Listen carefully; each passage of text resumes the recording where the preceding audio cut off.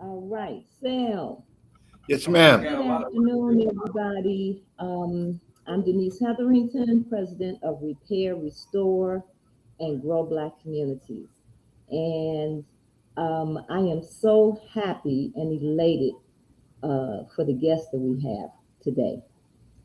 This is not your typical guest. He's dealing with something very important in our community, and that is the filth and fear that is going on in our community. And as you know, here at Repair, Restore, and Grow Black Communities, we're addressing our businesses. And so I want to thank you, Sel, for taking out the time to be with us and come on this show and tell everybody what you are about. And I want to thank you for coming so much. Thank you for this opportunity. I'm honored. Absolutely honored. Absolutely. So as you know, Repair, Restore, and Grow Black Communities, we're a nonprofit organization, and we revolved around trying to address an issue in this community. We can pick up the background. I'm sorry. Yeah, we can pick up the background conversation. Okay. So if you can tell them. Okay. So anyway, with our organization, we're trying to improve our communities by circulating the dollar in our community. And we feel by circulating the dollar in our communities, then we can offset the lack of resources that are given to our community, just the lack of attention that our community deserves. And so we're helping our businesses because we feel our businesses can help circulate that dollar. Our businesses are going to hire, more likely to hire our people. Our businesses are more likely to do business with other Black people. Our businesses are more likely to provide entrepreneurial opportunities, donate and support to causes in the community, and certainly serve as role models. And as Black people, we have family members and we have friends. And so by supporting a Black business, they inherently are able to help our community in that area. And so that's why we do this podcast every week. That's why we have helped a couple of businesses with their marketing by sponsoring the development of websites. And that's why we are supporting our bookstores, because on another level, we feel that our bookstores help to enhance our minds, our knowledge, and our consciousness. So we once had 22 Black bookstores in Chicago. We have a research of bookstores here in Chicago. We have the Underground, located in Chatham, Frontline Bookstore, located in Hyde Park. There's Semicolon Bookstore in Wicker Park, Soulful Chicago bookstore that is located in Pilsen. And we always include Afriware in Maywood. We have the Book Joint, a young lady in Boxville over in the Bronzeville area. She has a bookstore. And then we have some online presence with Rose Cafe, located in Roseland, and Asada Kirkland's Soulful Chicago Book Fair, where you can dress up as an avatar and go into her metaverse. And she has a gallery of authors that you can go in and look at what they're doing and actually purchase their material. So we have a resurgence of bookstores. We have a resurgence for a need and a desire to read. And so we are very happy about that. And I want to announce um, the winner of our book, because we have a bookstore of the month, and last month our bookstore of the month was the Underground, Brother Yoel, and he chose Viola Davis's book, Finding Me. Carolyn Basket is the winner of that book. So Carolyn, if you're listening, you will receive a copy of Finding Me by Viola Davis, and we will pay the expense of mailing and sending that book out to you. That's just how important we feel reading is. I will announce the book of the month and bookstore of the month at the end of this presentation. One last entity that we feel is important to support in our community and financial institutions. And so we are great supporters of the Southside Community Federal Credit Union, who has been in our community for almost 20 years, giving loans to people who are not able to go into some of our major banks and give loans. They have mortgage loans. They have bank loans for cars, personal loans. Also provide on a consistent basis financial literacy and counseling classes. So please support Southside Community Federal Credit Union. They are located at 55th and Garfield in the mall. And Greg Brown, who is the director there, we give a lot of support to him, and he supports us. So this conversation, this podcast is all about uplifting our communities. And Sel Dunlap, our guest for this evening, is considered or called the General of Chicago for war on filth and fear. Now, I would like for you to come on, Sel, and tell us what your campaign is about and what do you mean by this war on filth and fear. Well, first, let me acknowledge my appreciation for your calling, your tenacity, your unyielding determination to pursue this effort of aiding our businesses, and the focus that you have put on our bookstores is so critical to be interested in reading, but also to comprehend what we have read. Mm-hmm. So to that, I am indeed in awe. Well, no, I'm not in awe. I expect that from you.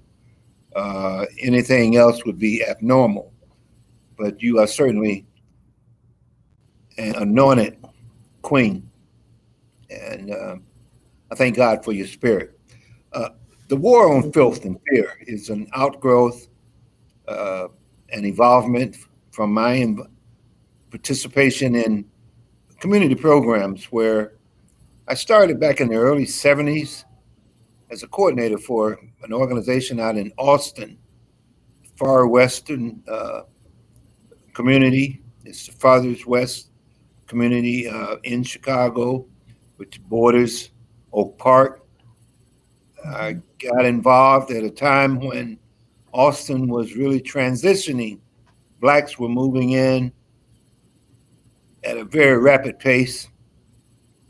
Unfortunately, many of those new homeowners were not really qualified to be homeowners from a financial standpoint and in many respects from a social standpoint. The other is that many of the homes they bought were not really qualified to be sold, in that the physical integrity of those properties were at best a minimal standard.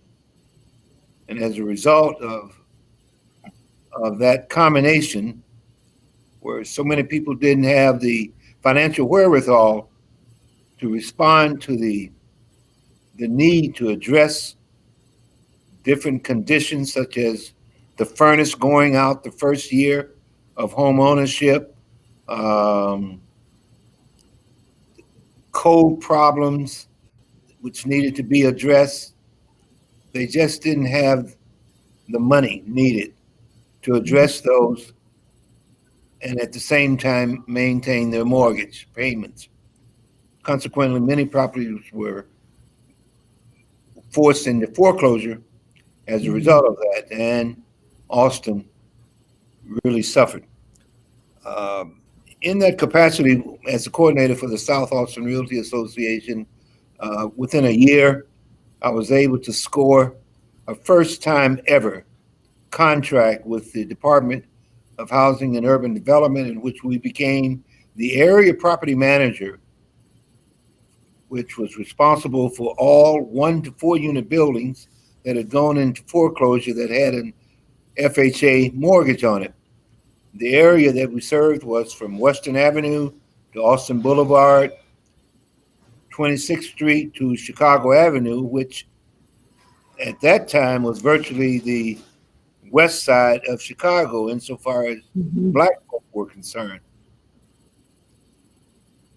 From there, responsibility as the area property manager for HUD, we were responsible for maintaining the properties that were what was called HUD acquired. If the property had been transferred from the mortgage company to HUD and the owner or the former owner was still in it, we served as a landlord. But for those properties that were vacant, it was our responsibility to keep them boarded up and secured until HUD was able to sell them again. I was fortunate to be involved with quite a few families who were losing their property and was able to get out in front. And while I didn't have a real strong background in finance, I was nonetheless able to go in to the different banks and mortgage companies with these people experiencing that dilemma. And I don't want to use the word force, but I was rather aggressive in demanding that forbearance agreements be worked out with the homeowner so that they would be able to keep their property. And I'm grateful to have been in that position. And I think I served quite a few people well, to even include a cousin who called my office looking for a Mr. Dunlap, who his former mother-in-law had referred him to, that was helping people who were going into foreclosure. And he found out that it was me. And that's one of my most cherished moments, that I was able to help rescue my cousin's property. And it benefited him greatly to move on by using that as an asset to acquire additional property, as well as making it available for family members to occupy it for quite a few years. You know, Sel, as you talk about this, it also makes me think about our businesses who have had the same problem. Lack of resources, lack of loans, lack of grants, even through this COVID period, during the mortgage crash, just all along. You need resources. And see, we know that our government has the ability to do that because they're giving millions of dollars out of the country. They're giving, millions of dollars to Highland Park. They gave COVID. Matter of fact, the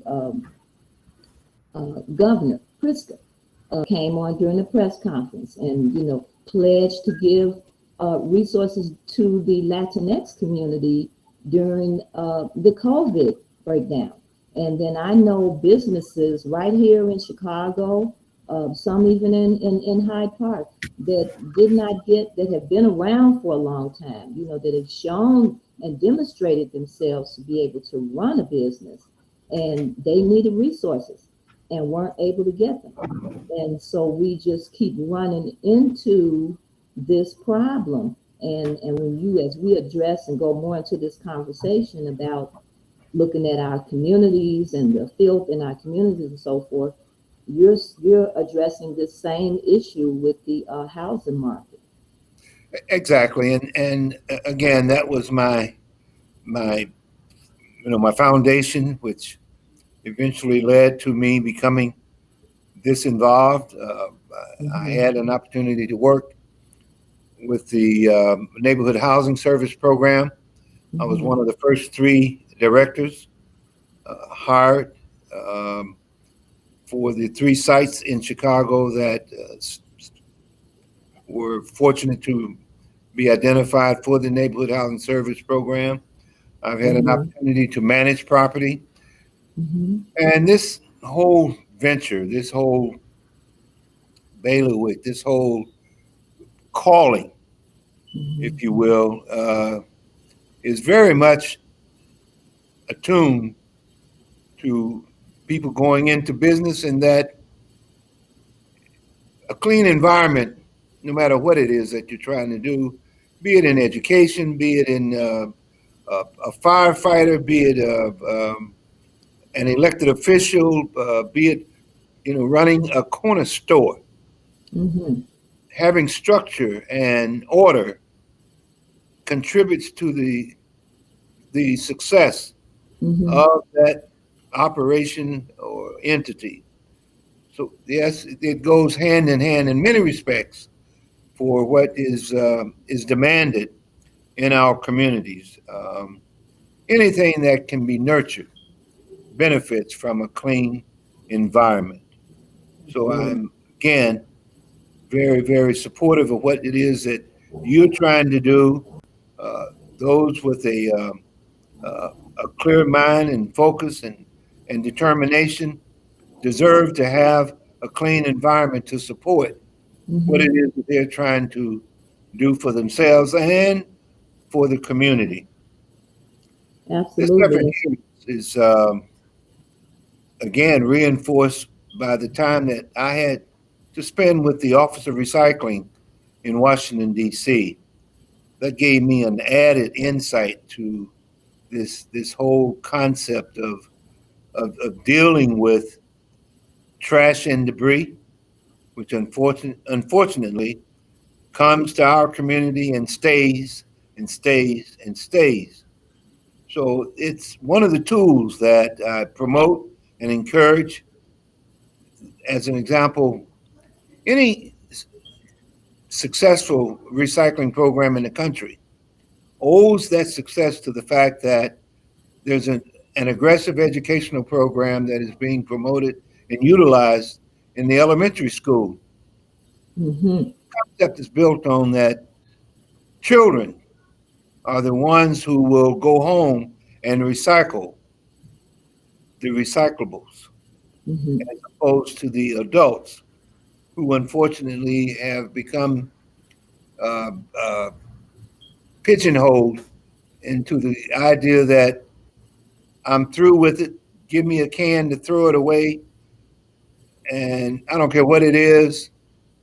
And that's the mentality of so many adults. But once you can acclimate children to this civic responsibility of recycling, they are the ones who will go home and get involved in this. They are the ones who will start limiting the amount of trash and debris that they deposit on the ground within the neighborhoods that they live in. Denise, this idea of cleaning up our environment is something that I have been espousing and promoting and propagating for several decades. Well, within the last 5 to 10 years, studies have come out supporting my claims that I've been using for some time that how detrimental living in a dirty environment is to you. It destroys your self-esteem. It destroys your self-respect. It has a negative impact on property values. It discourages economic development, and it does influence whether or not someone is interested in putting up a business on a certain strip You based are on how well. 100%. Yeah, Yes, you are 100% right with that, Sel, because I've talked to a number of business people, especially some of the older business people, and they complain about having to go outside and clean up. I've even had a couple of people I've asked to be on the podcast, and they've refused because they're so disgusted with people in the community. They don't feel that they can contribute anything, by coming on the podcast and talk about it. And they talk about the garbage that they have to pick up in front of their business, or even when people come inside the establishment. And exactly. so that it does create a problem. Absolutely. My involvement in the spiritual circle that I have been favored to corral, our mission is not to forever pick up someone else's trash, but to engage in activities, project, and educational presentations that will discourage us from throwing trash down in the first place. It's a mindset. Mm-hmm. Our children go to the store, buy a bag of potato chips, and as they're walking home, it becomes second nature to them that once they have gotten the last particle out of that bag, is just to throw it on the ground. Or Now I tell you what really gets me is when I'm driving in my car and I see adults dumping plates of food out the window, or coming to visit someone's house and setting the garbage out in their cars, their cans, their plates of food or whatever, just sitting it right there on the sidewalk. Yes, and exactly. driving away. And Yeah. and you mentioned something earlier about how people are thinking and feeling uh, when they're doing this, and that makes me think about some of the causes. And I know you had mentioned in some earlier writings that I have seen from you about the depression in our community, the post-traumatic syndromes in our community, the psychology of it. And I would like for you to speak to that, because I know you are a veteran, which you might want to explain to us your experience there, because you come to the table with a lot of perspective because of different things that you have done. And so how does that contribute? Well, it does have a psychological impact on you. You live in filth long enough, it will take up residency in you. And Mm-hmm. once that takes place, self-respect is gone. Self-esteem is virtually, null and void. And more detrimental is the respect that people have for you once they realize that you don't really give a damn about where you live. You don't care about the trash and debris that's out there. Um, I have taken pictures on Easter Sunday of us, black folk, stepping up into their churches, stepping over trash and debris. And it's so irritating to me to see us doing that. They don't have any regard whatsoever. That unfortunately, too many of our churches don't really take a serious interest, or they don't really engage in any activities to clean up in front of their churches. There's one street here in Chicago, a 10-block stretch. I counted 17 churches 17 churches. And that strip looks awful. I mean, you don't see anything but the devil of trash and debris. Too often, some of the areas look as though that the devil's mama has had an abortion. And that's what I refer to these eyesores we have in our community. I try to be as graphic as I can in explaining how I feel about this. I hate filth. I know what it does to me. I just hate it. I don't want to be around dirty people. I don't care where they go. Just get the hell, or maybe I should say, get the cell away from me. It's just so bothersome. And again, I feel to my heart, as I said earlier, that once you live in filth long enough, it will take up residency in you. That's right. And it interferes with your ability to show respect to yourself. It destroys your desire to show respect to other people. But I want to make sure that this is also understood, that it's not just a physical cleanliness. It's the internal cleanliness. Case in point, many of the people who live in our more pristine communities are as filthy as the devil's has existed for eons. They are also determining the condition of many of our communities that they don't give a damn about. So it's up to us. You were talking about people throwing trash and debris out the vehicles. A few years ago, Alderman Brookins from the 20th Ward wrote an amendment to the anti-littering ordinance in which he was proposing that anybody caught throwing trash out of their vehicle could be fined up to $1,500. I say, hell yeah, damn right. Absolutely. I went and testified before the finance committee that was being headed by one of the most notorious, filthy, spirited people in Chicago, Ed Burke. And that's the classic example. Ed Burke, in my opinion, one of the sharpest dressing white boys in Chicago.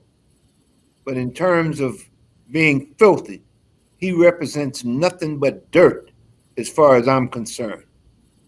He's an evil, despicable spirit that has interfered with the progressive movement in many respects in our community. He was an arch enemy of our beloved Harold Washington.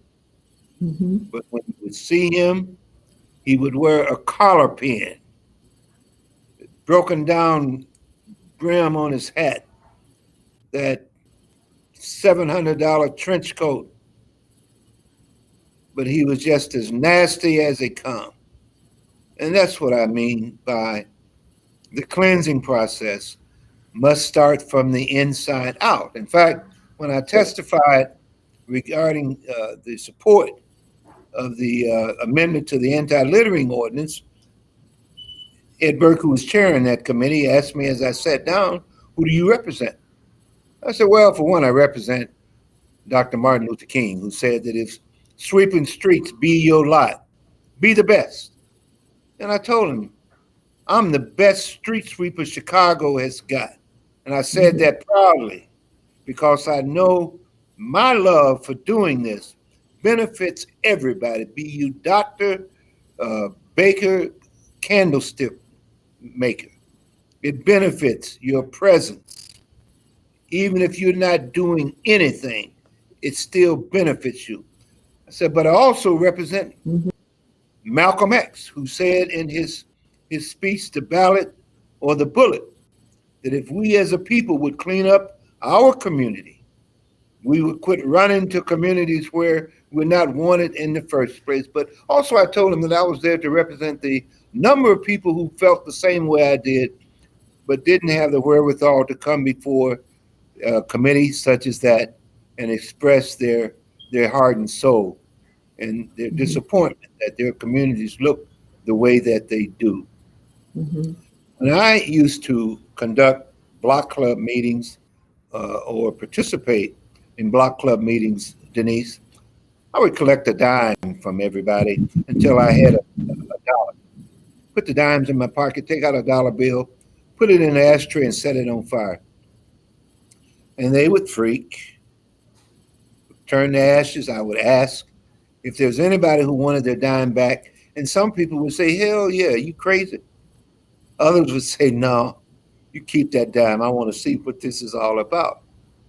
And I would tell them the story about if they had, say, $3,000, put it in the bank, went back to check on it later, they would not only expect that $3,000 to be there, but also interest that had accrued from that money being in the bank. And if they were told that, no, Mr. Depositor or Mrs. Depositor, that that $3,000 that you brought to this bank some time ago, well, it didn't. We don't have any interest for you. That would be upsetting. But if they would tell you that $3,000 had been reduced to $2,800 or $2,500, they would go berserk and have something ugly to say and do to the bankers. Well, real estate should be seen in the same way. It means more than just having a place to come in out of the rain. It's an investment, and that investment should be protected by, one, you maintaining your own respective properties, but also not allowing those negative elements to exist that bring your property value down. Well, you know, Sel, you mentioned a couple of things. You mentioned awareness, and you mentioned consequences. And as you were talking, I was thinking about a lady who was cleaning up a vacant lot across the street from her house. And she told me a young man came back and looked at her and asked her, why are you doing that? Yes, yeah. You know, he didn't understand. And then we had, I had an incident where a young man threw a pop can out of the car downtown, and I honked my horn. And he says to me, I didn't throw it on your car.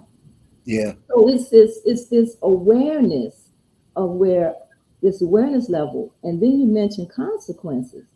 You said Alderman Brookins, was it Alderman Brookins that tried to put the ordinance on the table for fining people? Right. Consequences. You know, was he able to get that passed? Yes, he did. Unfortunately, we didn't get very much support from the police department. They considered that to be a minute subject, when in fact, having that trash and debris out there has been documented as one of the things that contributes to the crime problem. The police department isn't working with us on that. They see so many other, critical needs that demand their attention, and going after somebody for throwing trash out the window is not really on their priority list. And it requires our aldermen to get involved with that, to make sure that the police department become more conscious. And I would even welcome the opportunity to address them sometime when they do their roll call, to talk to them about the importance of them engaging in that that activity of watching for the folk. And once people realize that someone is watching them, they're going to do something about it. I have been discussing the possibility of engaging the residents by encouraging them to set their phones up on their dashboard, or getting a dash cam, and just letting their camera run. In the event they see it catches somebody throwing trash out of the vehicle, they'll have their license plate and that trash coming out of the vehicle. It could be turned into the police department, and through the fine, that individual who captured that moment on camera could be compensated anonymously Mm-hmm. without being exposed. And this would Right. be another way for us to do something about that, as well as using your cameras to videotape or take still shots of eyesores in your community. And here at the Black Star Project, we're working on a concept of being able to provide a way for folk who have done exactly that to send their video footage or the still pictures of problems in their community, which we intend to blow it up and Okay. expose those folk, put the spotlight on them who are responsible. We got so many service stations throughout Chicago that look like death warmed over. They have no interest whatsoever in doing anything beautifying to their site. All they want to Mm-hmm. do is collect as much money from us as possible and take it all somewhere else, because by and large, they do not live in our communities. That's They right. absolutely don't. Right. But we can bring that to their attention by putting them on Front Street, Mm-hmm. making them become more socially responsible. They're making money off of us, and at the very least they can do is to provide an attractive appearance as they take our money from us. Well, you There's know, so the many things. Department of Streets and Sanitation, I mean, they could get involved here, like in some communities, even some suburban communities. You know, they have regulations about how high your grass can be, you We know, have those. litter. We have those, but we're not Mm-hmm. acting on those. We have the same And we're ordinance. not. Mm-hmm. Here in Chicago, if your grass gets over 7 inches, I think it is, the Mm-hmm. city is required to contact the owner of that property, give them some time to address it. If they don't, the city can then hire someone to come out and do it. Well, again, that's a part of our effort here. We are pulling together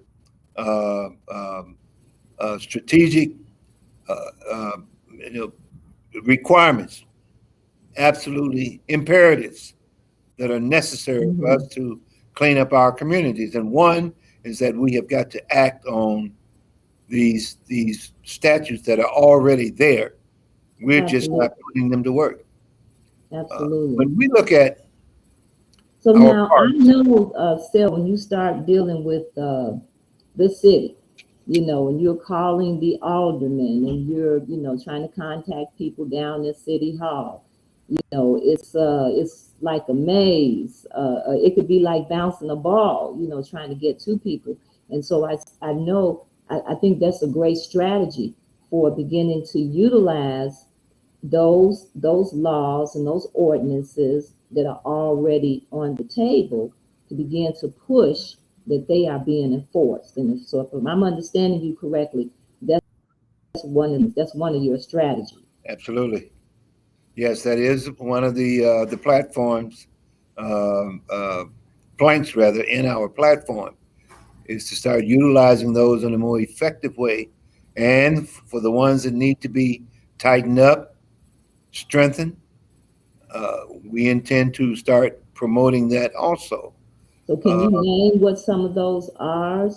So like what well, are one the dealing, well, the department that you just mentioned, Department of Street and Sanitation, of course, is will certainly have to be on board, but also the recycling department. And this is again another real critical issue here. We only have Mhm. one person in all of Chicago that is in the Office of Recycling. One person. That again tells you how serious or how pathetic Yeah, the how much city of Chicago importance is. you're actually putting on that. Absolutely, absolutely. Well, again, that's a part of uh, of uh, of our overall platform, is doing something about recycling, being able to teach recycling in the schools. As I said earlier, will Mhm. uh, encourage the young folk to become more aware of how they can become more civic involved with the upkeep of their community. The health department, we need to activate them in a way that they have never been motivated to start utilizing their power to do something about the unhealthy conditions that exist in our community. And again, it affects our mental health. Because I know I was looking at, some of the causes of filth that is mentioned, and there was depression, there was post-traumatic syndromes, the psychology. So in this area, you feel our health department could do something, and maybe you could expound on that.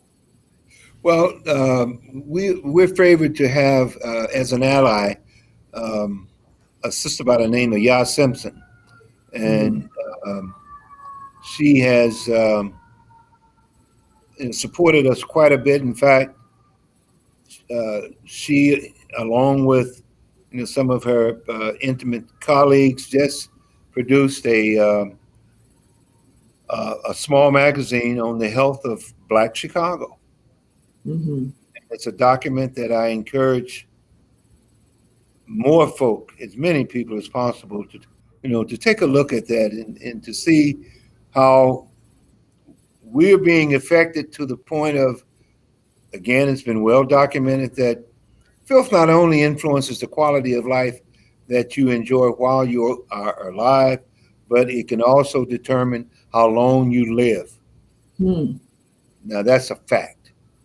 And that particular point is coming out quite a bit now, showing that Black folk who live in these depressed urban areas are not living as long as our white counterparts who don't have to deal with this garbage day in and day out. I mean, coming out of your house and having to see all this trash and debris, our children walking past it every day, going to school, it can't do anything but to make you feel depressed or to make you think, well, that's just the way it is. Absolutely. We take the position, hell no, that ain't the way it's got to be. Yep. Our mantra is, if it takes a village to raise a child, a clean village does it better. And I don't play around with that. It does make things better for our children. And at the very least, if we can't give them anything else, we owe them a clean environment to grow up in, which will produce the type of young folk who will want to stay there after they finish matriculating. They won't go seeking their higher grounds in other cities, but they will be willing to come back home and to help reshape that foundation, as well as to build what can go on top of those foundations. So all of that is there for us. All we've got to do is go ahead and package it. We will become more aggressive as we move forward in the next few months. We're trying to pull together what will be known as a Filth Summit. Those who have expressed an interest in this arena, we will be inviting them in to come in and participate in helping to define what is filth. Exactly what is it? You can't fight it unless you clearly understand what it is. What does it do to you?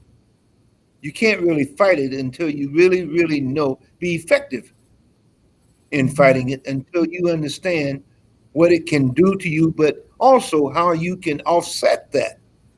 I mentioned the Center for Disease Control and the study that they did, Denise, but we also have studies now that have been done by the American Medical Association, which has basically said the same thing that the Center for Disease Control has produced.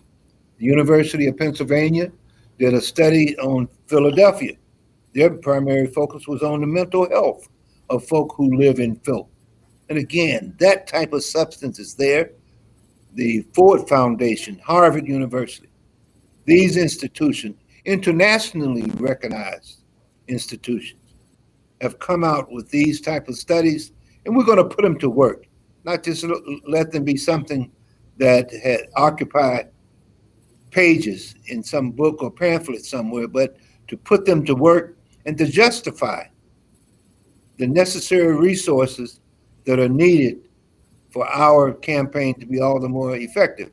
Our mayor has put out loud and clear that she's only interested in data-based solutions. Well, we're collecting our data now to slam it down on her desk with an attitude of, damn it, we need the financial resources to get some things done.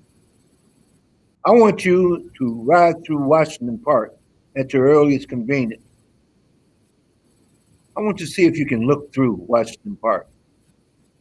You can't, because the trees grow over the limbs, grow over sometime down to the ground. Mm-hmm. All of that needs to be trimmed. When you go up to Humboldt Park, you can look all the way through their park because the trees have been pruned the way they should be. The beauty of a park is supposed to afford you the opportunity to look all the way through it. That's a part of the aesthetic value. Payne Drive, right? So why is it happening in Humboldt Park? Because there are some people there who are screaming about it, demanding it. We're not demanding it. We just let it go. We just accept it. The crew that I was able to assemble for Earth Day this year, which was April 23rd, we cleaned up around the DuSable Museum. I had the park department to come out and prune the trees on the east side of the museum. And they admitted how neglectful they had been to that site. The director of the museum, who really I was very disappointed in her reception to what it was we were trying to do there. She wasn't screaming about that.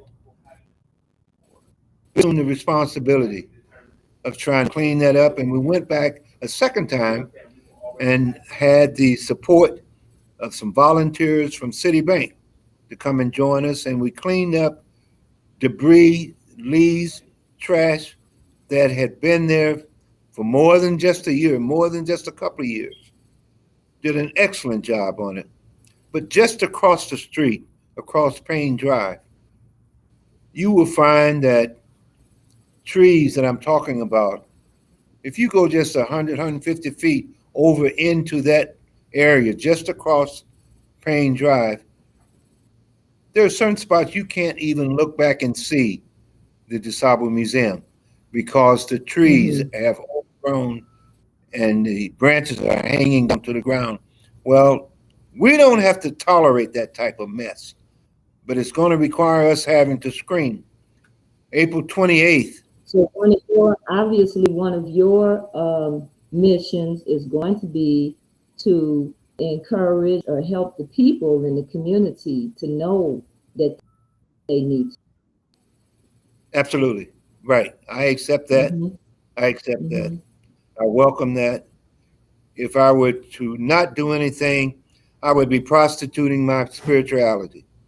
I believe that once God has given you a vision, and I think this is coming from God, I know it's not coming from the devil, but if you don't do it, if you don't act on that thought, if you don't engage in that positive thrust, you have prostituted your spirituality. Anytime you misuse an opportunity, anytime you fail to answer the call to an opportunity, you have prostituted it. I don't want to be labeled as somebody who has done that or continues to do it. At one time, I did. I misused a lot of opportunities. I did. But I'm trying not to do that for whatever amount of time I have left. I'm trying to be more productive, cleaner in my thinking, and encouraging young folk that they can do the same thing, that they don't have to accept this. It's not a normal way of living, and that we as adults owe them, as I said earlier, no less than the best insofar as their environment is concerned. With that, they'll be able to be more So productive. this is going to have to be. Mhm. I'm sorry, you say this has got to Okay. be. Yeah. This is going to have to be a whole concerted effort with the children, Yes, in our promoting us to read or need to read. We understand that we can't just tell the children to read. We can't just buy books for the children, but the children need to see us reading. need to see it. And this comes back to reading with information out here for our adults. You know, our adults are going to have to step up to the plate. You know, Absolutely, there's this absolutely. there's this idea that, you know, people, okay, the adults, forget about them, let's just go on to the children. No, the adults are here, and Absolutely. the adults are doing, and the adults are reading. So this Yes. has to be a great concerted effort. And while you was talking, I meant to ask you earlier, you know, when I grew up in Chicago, and just what happened to the. I'm sorry, you say what happened to the garbage cans on the corners, you mean? Okay, can you hear me? Yeah.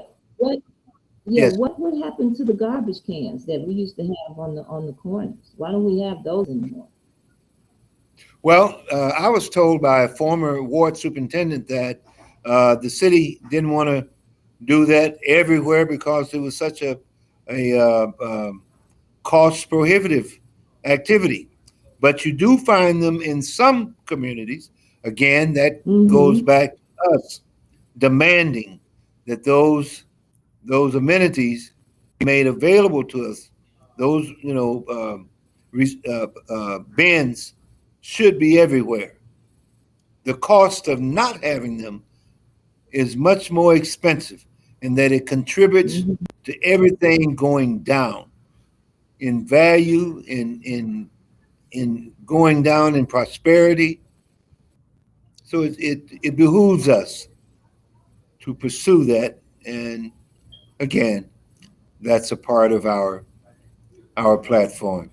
It's a part of your platform. Absolutely, Absolutely. absolutely. It all comes down to us demanding so many things. Yes, we You do. know, Yes, we do. demanding So that people and our political officials, our city services, that we're getting our fair share. But we do have to be a part of that. We do have to make the demand. And that's what happens when right. people like yourself seemingly have to come forward and increase the awareness of that, and provide Yes, opportunity for people to make man. So we're getting to the end of the hour here, but do you have any other strategies that you're working on? sure. Um, Um, if I that, can, yes. Well, I want to okay. share with you now. I'm in the headquarters of the Black Star Project. Philip Mhm. Jackson called me a couple of years before he transitioned, and he said, "Sel, let's hijack the city's clean, clean and green project." You know, at one time, Chicago was known for having what was known as cleanup week, and you all would be out of school a whole week. I don't know how much cleaning took place, but you Mhm. were given a whole week to engage in trying to clean up your communities. Now, the city takes one day to supposedly address the filth, trash, and debris that is in too many of our communities. And he said, "Sel, let's Mhm. hijack the city's clean and green. I didn't really know exactly what he was talking about at first, but I said, yeah, whatever it was, because I believed in him just that much. He wanted to change that clean and green to red, black, clean and green. He wanted to tie in my concepts of cleaning up from the inside out, as opposed to just the practical application of picking up paper. That's a cute and nice little exercise, but it doesn't do anything to educate the community about the evils of filth. So under the banner of the red, black, clean, and green, that's what we're doing now to, one, contribute to his legacy. Philip was able to take this concept of mine and share it with his network, not only here in Chicago, but all over the country. People were getting involved with cleaning up in a way that they had never done before as a result of Philip extending that invitation for folk to join us, as he did with his